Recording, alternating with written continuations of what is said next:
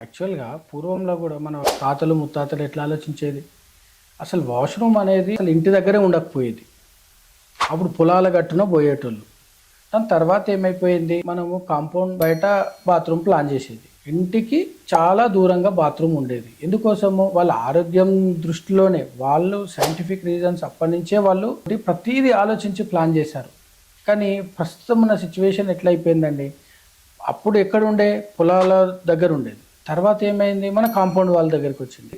దాని తర్వాత ఇంకొంచెం ముందుకొచ్చేసి స్టెప్స్ కింద ప్లాన్ చేశారు. అది గూడా ఇంకా కన్వీనెంట్‌గా లేదని జెప్పేసి అది హాల్‌లోకొచ్చింది. హాల్ తర్వాత కంటిన్యూషన్ బెడ్‌రూమ్‌లోకొచ్చింది. ఇప్పుడు ఏందంటే, అప్పుడు ఎందుకోసం అలా అలా ప్లాన్ చేశారు వాళ్ళు పెద్దలు? ఇంట్లోకి బ్యాక్టీరియా రాకూడదు.